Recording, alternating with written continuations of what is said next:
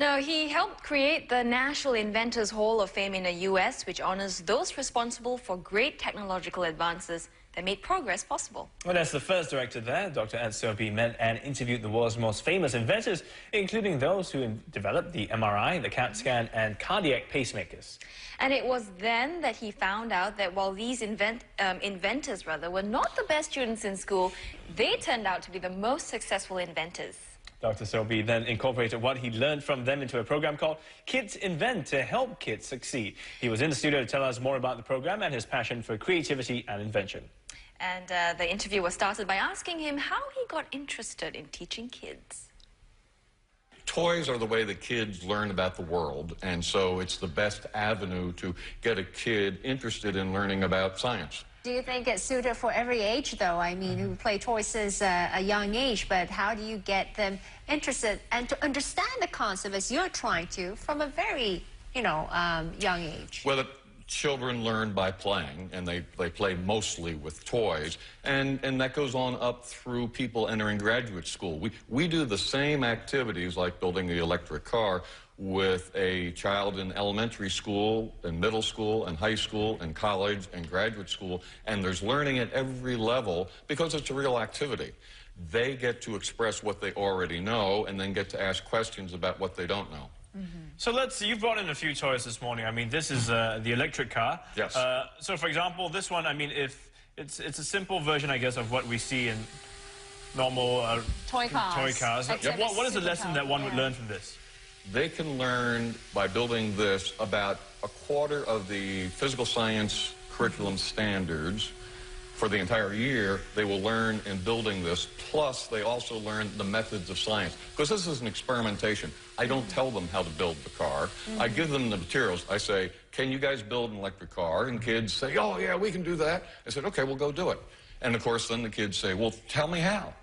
I'm not going to tell you how. You have to figure it out for yourself. So they're actually doing science, and that's what we're really promoting, is kids doing science, not reading science, listening to science, watching science. Kids doing science. Kids in school do not do science. Here they do science, and they learn very quickly. Well, break it down for me then. Let's say I hand, these components to my son, and I tell him, okay, I want you to learn science, I want you to put this together, but don't you need to start with teaching them the concepts? No. Plus, minus, No. Dessert first. Dessert first. Give them the good stuff first. This is where they'll learn. The other stuff is memorization. That's not effective in learning. Yes, they can pass the exam, but they will fail the exam of life. When I give this to a science teacher, the same project, the science teacher has no advantage over a 6-, 7-, 8-year-old child. They may have a degree in science. They are no better at building the car because everything is memorization. If I give it to them and they build the car, now they understand electricity, friction, motion, acceleration, velocity. We're going right across the physical science spectrum. They may not understand it in those terms, but they're doing it because the trial and error. They say, I'll put this, and therefore this spins that. And we'll teach everything they need to know about electricity in about 1.5 minutes by playing with this, and they'll never forget it the rest of their lives. All I have to do is say, oh, that's polarity. Oh, that reverse the polarity, and it goes the other way. So the only thing they're lacking is a vocabulary, and we can add that later. That's not important. What's important is they learn, and they also love to learn. They learn that they enjoy the process. Instead of kids saying, I hate science, they say, I love science, I want to do more. Because they can actually see it, right in front of their eyes. And they own it. It's their car. I didn't tell them how to do it. They could have made it a triangle, a square, an oblong. They could have put the motor anywhere. They did it, their project. My start was National Inventors Hall of Fame. I was the founding director. I met all the great inventors of the world. And I asked them, why are you a great inventor? And they told me. And then I'd go home at night and I'd work with my 2 sons, and I saw the same motivation in my sons that I saw in the inventor of the MRI, the CAT scan, the cardiac pacemaker. Exactly the same.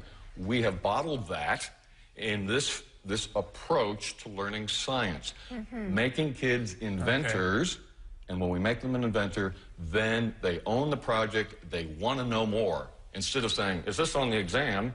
They say, I want my car to go faster. So you're really just trying to create the interest to learn, and they sort of experiment for themselves. I mean, Yes. for example, science is in our everyday lives.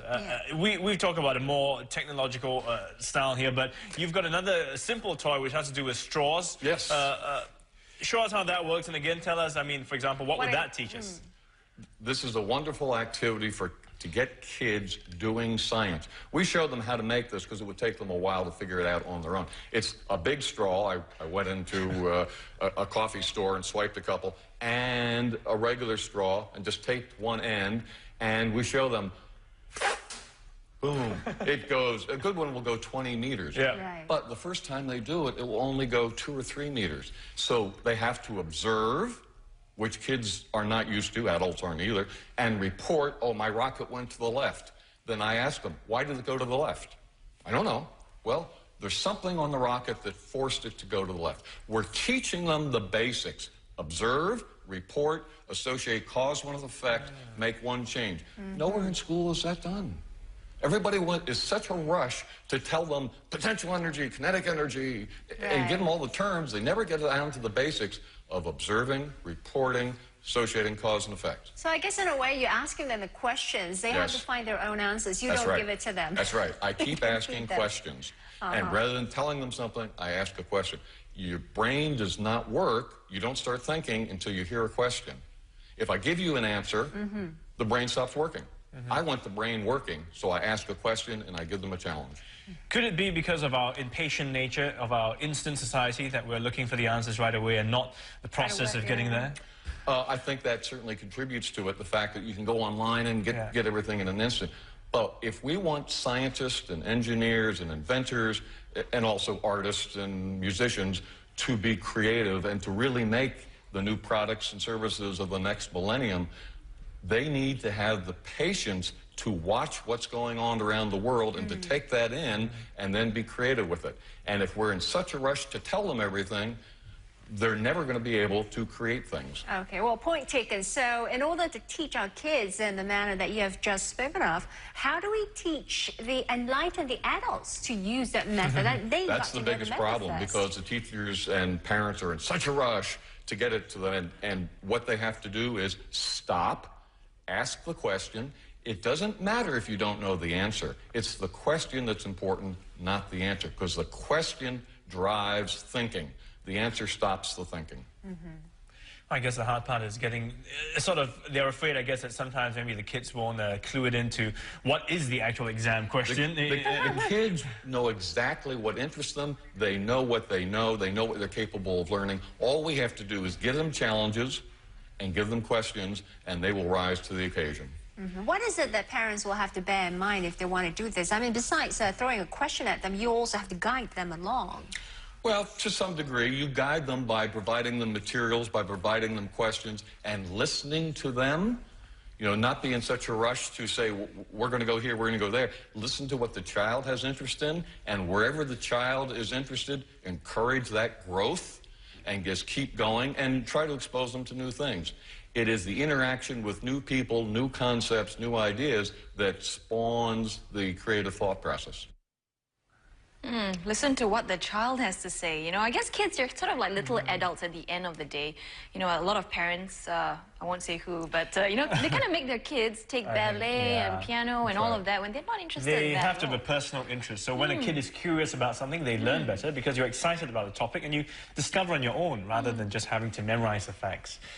Well, that was Dr. Ed Sobey, co-founder of Kids Invent and an advocate for creativity and learning science. Come, we've got plenty, so do stay with us. We'll see you in just 2 minutes.